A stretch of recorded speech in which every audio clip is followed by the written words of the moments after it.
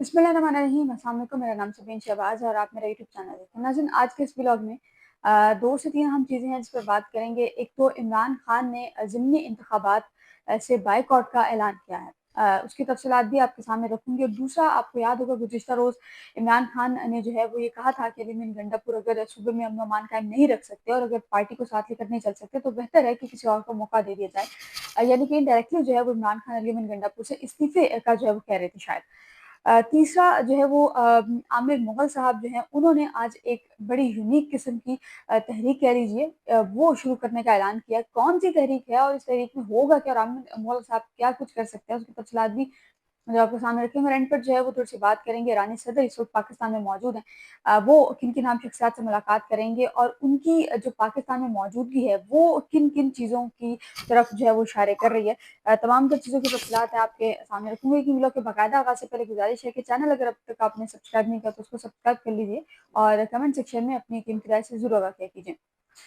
नाज़रीन, गुज़िश्ता रोज़ हफ़्ते के रोज़ इमरान खान की बहन अलीमा खान की इमरान खान से मुलाकात थी और वो इमरान खान से मुलाकात के लिए गईं। मुलाकात से वापस आकर अलीमा खान ने बाहिर एक तो अली गंडापुर के हवाले से जो इमरान खान ने कहा वो बाहिर बताया और उसके बाद फिर इमरान खान की बहन ने ये कहा कि इमरान खान ने ये कहा है कि जो वो 5 अगस्त की जो आज़ादी तहरीक है, वो 14 अगस्त की तहरीक 5 अगस्त की तहरीक इमरान खान की रिहाई के हवाले से, जबकि 14 अगस्त जो है वो पाकिस्तान का यौम आज़ादी है। तो जो 5 अगस्त है वो 14 अगस्त से ज़्यादा अहम नहीं है, यानी कि 14 अगस्त जो पहले अहम जो कारकुनान है, वो 14 अगस्त में यौम आज़ादी की जो तक़रीबात है, उसमें भरपूर जो है वो हिस्सा लें।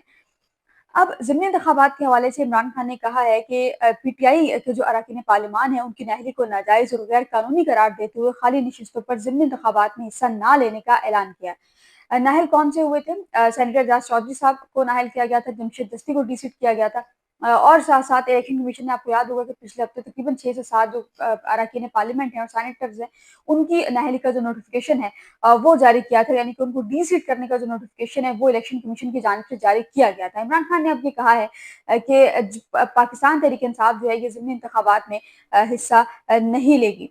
अलीमा खान ये कह रही हैं कि इमरान खान ने जो है वो ये कहा है कि अगर अली गंडापुर के लिए पैगाम भेजा है कि वो अगर बाजोड़ और साबिक फाटा में ऑपरेशन जो है वो एक तो नहीं होना चाहिए, लेकिन अगर अली गंडापुर केपीके में अमन अमान की जो सूरत हाल है, अगर उसको बरकरार नहीं रख सकते और उस चीज़ को कंट्रोल नहीं कर सकते, तो बेहतर यह है कि अली गंडापुर जो है वो किसी और को हम मौका दे दें।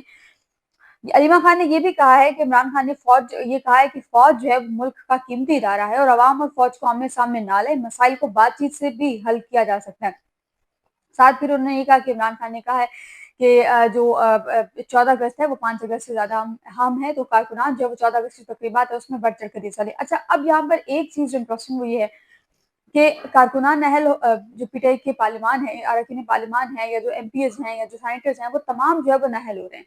नाअहल हो रहे हैं, डीसीट हो रहे हैं। आपने देखा कि जुमेरात के रोज़ भी बहुत से लोगों को सज़ाएँ हुई और मेरा ख्याल है कि इस वक़्त पाकिस्तान तहरीक-ए-इंसाफ की मौजूदा जो क़यादत है पार्लिमान में ख़ास तौर पर, उसमें मेजॉरिटी जो है वो अब सज़ा याफ़्ता हो चुकी है। सज़ा याफ़्ता होने के साथ ही वो लोग डीसीट भी हो चुके हैं। मुमकिन है कि कल इलेक्शन कमीशन जो है वो पाकिस्तान तहरीक-ए-इंसाफ के जितने भी सज़ा याफ़्ता मुल्ज़िमान हैं, बेसिकली मुल्ज़िमान तो नहीं कह सकते, वो लीडरशिप है, लेकिन फिर भी जो अदालत से सज़ा याफ़्ता हैं, उन तमाम की नाअहली का जो नोटिफिकेशन है वो कल इलेक्शन कमीशन जारी कर सकते हैं, यानी कि पीर के रोज़ इलेक्शन कमीशन उन तमाम की नाअहली का नोटिफिकेशन भी जारी कर सकता है। अब उनकी नाअहली में अपोजिशन लीडर उमर अयूब साहब हैं, अपोजिशन लीडर पंजाब असेंबली बशर साहब हैं, सेनेट में जो है कायद हिज़्ब खिलाफ है शिबली फराज साहब, वो भी शामिल हैं।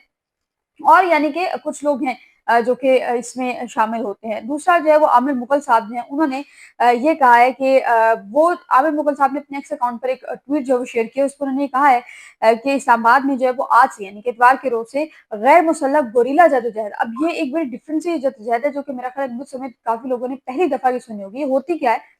ये मैं आपको बताती हूँ। ये बेसिकली एक साइलेंट एहतजाज आप इसको कह लीजिए कि ये वो होता है, इसमें बगैर किसी कॉल के, बगैर किसी को इत्तला किए या बगैर किसी को बताए जो है वो ये एहतजाजी तहरीक जो है ये निकाली जाती है।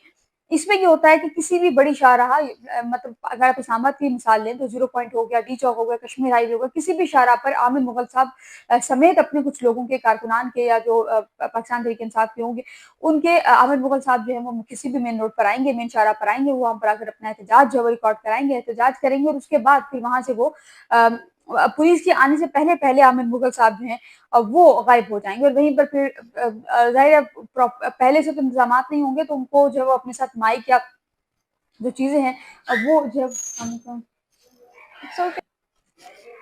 सॉरी बीच में पॉज आया होगा, एक्चुअली मेरे सीनियर थे डॉक्टर शाहिद मसूद साहब, वो आ गए थे, तो हम अपने व्लॉग को जहाँ से हमने छोड़ा था वहीं से जो है वो फिर कंटिन्यू करते हैं। अच्छा, आमिर मुगल साहब ने जो है वो एक गोरिल्ला कैंपेन होती है जो कि बेसिकली होता ये है कि उसमें किसी भी मेन शाहराह पर जो है वो आते हैं और वो आकर फिर आप लोग प्रोटेस्ट करते हैं और कुछ इस तरह से, और वो फिर एक बड़ा ट्रिकी सा होता है, लाइक मेरा नहीं ख्याल कि इस्लाम बात फिर जब इससे पीटीआई को रोक सकती है। बहरहाल अब देखना है कि पाकिस्तान तहरीक इंसाफ जो है वो किस हद तक इसमें भी कामयाब हो सकती है या नहीं। ना सिर्फ तीसरी और अहम तरीन खबर जो इस वक्त चल रही है, जो इस वक्त सोशल मीडिया पर भी आपने देखा होगा, इसके अलावा मेन स्ट्रीम मीडिया पर भी चल रहा है, ईरानी सदर जो हैं वो कल से इस्लामाबाद पाकिस्तान में मौजूद हैं, वो अपने 2 रोज़ा दौरे पर पाकिस्तान पहुंचे हैं। अब उनकी ये जो दौरा है ये इंतहाई मानी खेज है। मैं जरा जियो की खबर आपके सामने पढ़ती हूँ।